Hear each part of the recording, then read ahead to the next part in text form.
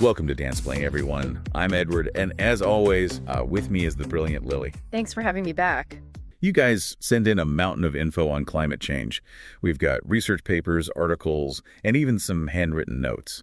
Looks like you're really serious about getting to the bottom of this. Yeah, it's definitely a hot topic, and there's a lot of passion on all sides. But sometimes it feels like the facts get lost in the heat of the moment. Exactly. So let's try to unpack this. Like, what does the science actually say? You flagged some reports from the IPCC and NASA, and they seem pretty clear-cut. Oh yeah, the evidence for a warming planet is undeniable. We're seeing about a 1.2 degrees Celsius increase in global average temperature compared to like the pre-industrial era. 1.2 degrees, that doesn't sound like a whole lot. True, but it's already having some pretty noticeable effects. Like what? What kind of things are we seeing? Well, for one, the past decade has been the warmest on record. Glaciers and ice sheets are melting faster and faster, which is contributing to rising sea levels. How much have sea levels risen? About 20 centimeters since 1880, and the rate is accelerating. It's not just that, though. Okay, so the planet is getting warmer, ice is melting. What else? We're seeing a significant increase in extreme weather events. Remember Hurricane Harvey back in 2017? Oh yeah, that was devastating. Over $125 billion in damage. And that's just one example. We're seeing more intense hurricanes, heat waves, droughts, even heavier rainfall, you name it. So the planet's warming, the ice is melting, and the weather's going crazy. I'm guessing this is where humans enter the picture. You got it. The vast majority of climate scientists agree that human activity is the main driver of this accelerated warming. What's the evidence for that? Well, it's pretty multifaceted, but a big part of it is the increase in greenhouse gases in the atmosphere. You're talking about things like carbon dioxide and methane, right? Yep, exactly. Carbon dioxide, methane, nitrous oxide, they all trap heat from the sun. And that leads to a gradual warming of the planet. And where are these gases coming from? Mostly from burning fossil fuels. Coal, oil, and natural gas. The things that power our cars, our homes, and our industries. So our dependence on fossil fuels is basically what's warming the planet. That's the conclusion reached by the vast majority of climate scientists. I'm talking like 97%. 97%. So basically everyone agrees. But I know there are some folks out there who aren't so convinced. Right. You have groups like the Heartland Institute. They question the extent to which humans are influencing climate change. They put a lot of emphasis on natural climate variability. Okay, so what are their arguments? What's their take on all of this? One thing they point to is that the Earth's climate has always changed naturally. There have been ice ages and warming periods throughout history long before humans were around. That's true. The Earth has gone through these cycles before. Exactly. But here's the thing. The current warming is happening way faster than any natural cycle we've seen in the past. And the timing lines up perfectly with the increase in greenhouse gas emissions from human activity, particularly since the Industrial Revolution. Okay, so the timing is definitely suspicious. What other arguments do they make? Some skeptics question the reliability of climate data. They suggest there might be biases or manipulation in temperature records.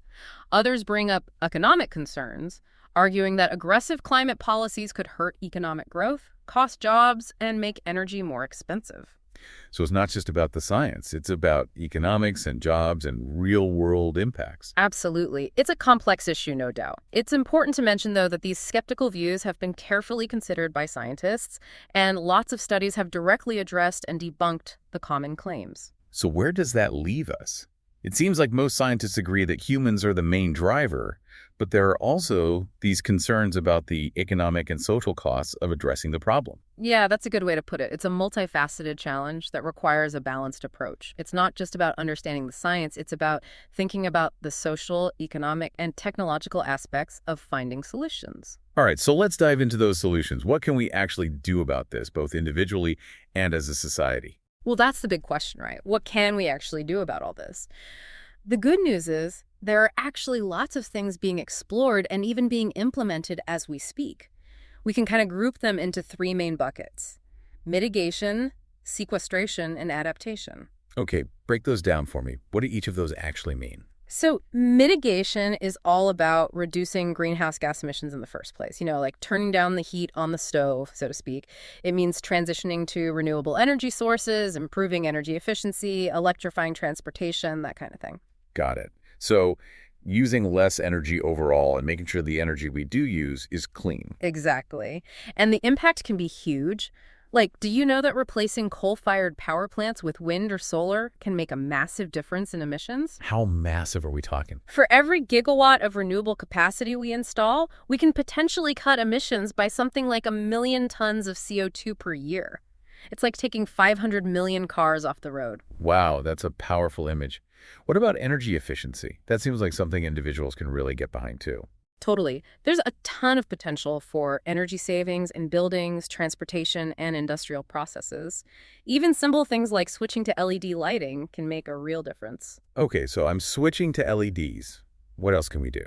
Think about your daily commute. The rise of electric vehicles is already putting a dent in transportation emissions. And as the electric grid gets cleaner, EVs will become even more sustainable. So mitigation is all about reducing emissions. What about sequestration? That sounds pretty interesting. Yeah, sequestration is focused on actually removing carbon dioxide that's already in the atmosphere, kind of like cleaning up the mess we've made. And one of the most powerful tools we have for this is, well, nature itself. Forests are incredible carbon sinks. They just suck up and store huge amounts of CO2. So planting more trees is a good thing then. Yeah. I always thought so. Absolutely. Afforestation, which is planting trees in areas that haven't been forested recently, and reforestation, restoring existing forests. These are key strategies for carbon sequestration. Get this.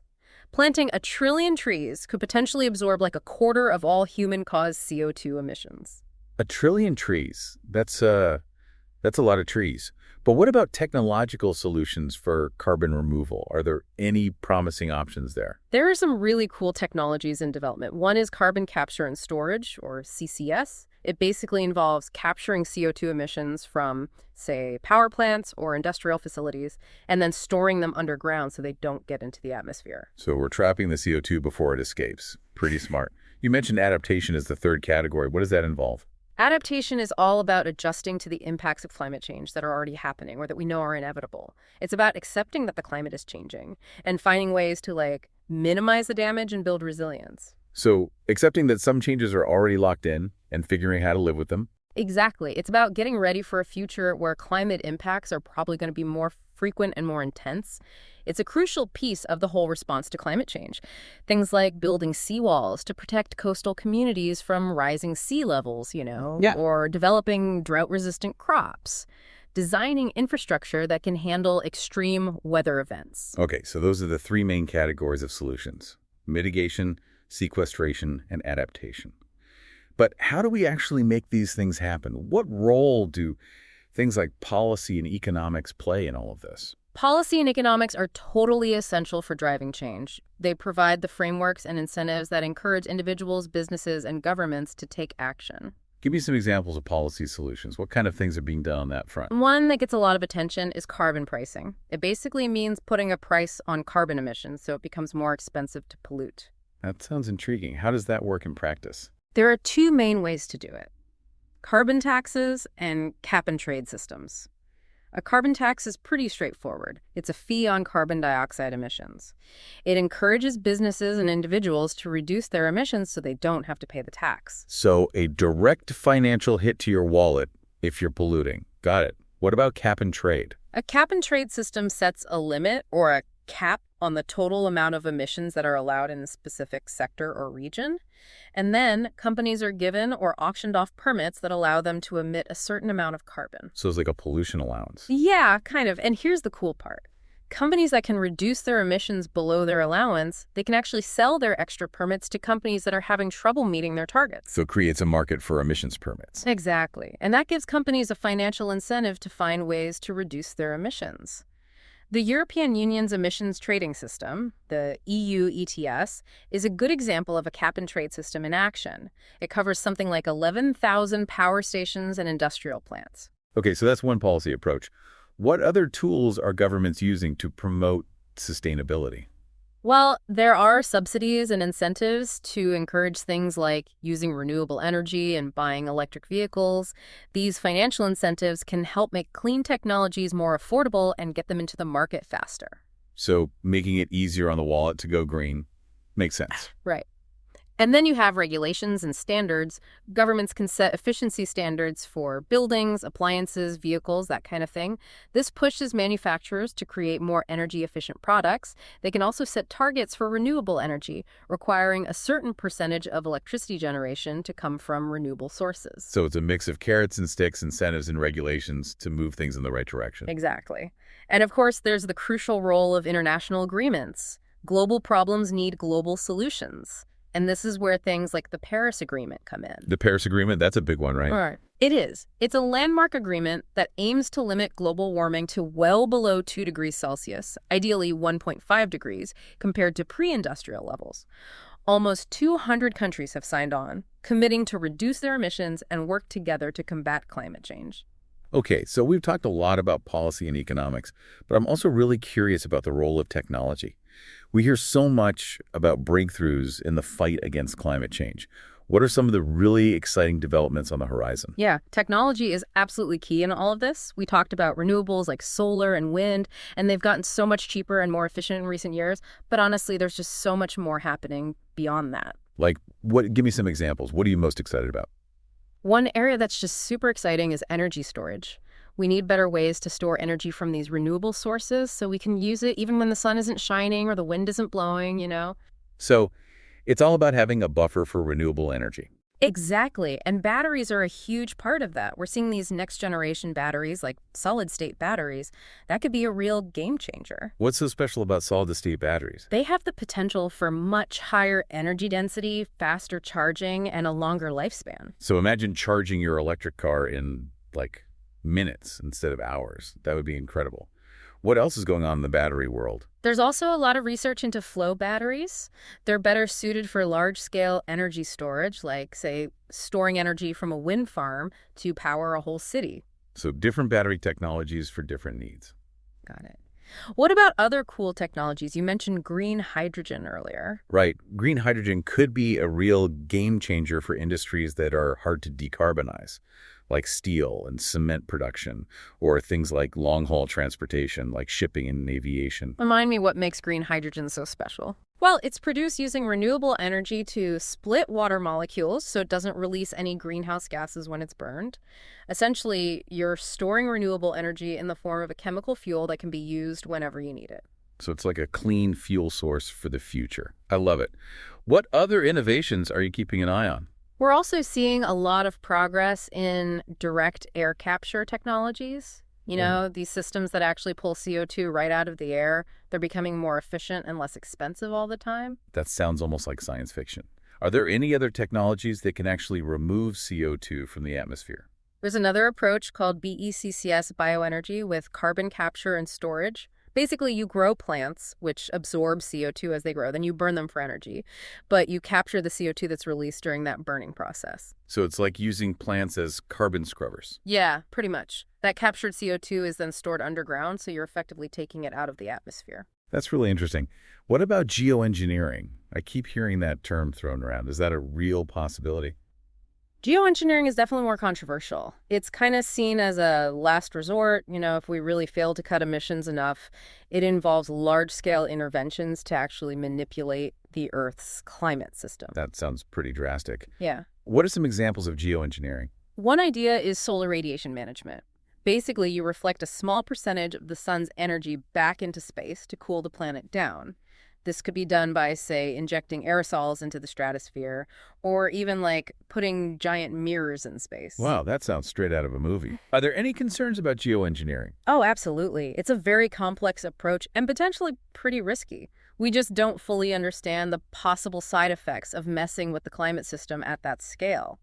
And then there are ethical questions, too, like who gets to decide if and how we use these technologies? What would be the impact on different regions and populations? It's a big can of worms. So it's a powerful tool, but one that we need to be extremely careful with.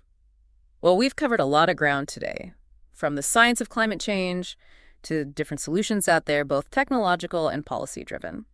What are your final takeaways from all of this? Climate change is a complex and urgent issue, and honestly, there's no one perfect solution. It's going to require a multi-pronged approach. We need emissions reductions, carbon removal, adaptation measures, technology, policy changes, individual action, and global cooperation. It's a lot, It can feel overwhelming, but I think it's important to remember that there's still hope. We have the knowledge, the tools, and the resources to tackle this. It's just a matter of coming together and taking action. That's a really inspiring message. Thanks so much for sharing your expertise with us today. It was my pleasure. And to all our listeners, we hope this deep dive has given you a better understanding of the complexities of climate change. It's a huge topic, but hopefully you're walking away feeling a little bit more informed and maybe even a little bit more empowered to be part of the solution. Don't forget, you can find more information and resources on this topic and tons of other fascinating subjects over at our website, www.danceplane.xyz. We also have some exclusive deals from partners who are all about sustainability and positive change. So be sure to check those out as well. Thanks for joining us on this deep dive. See you next time. Keep exploring, keep questioning, and keep Dan-splaining the world around you.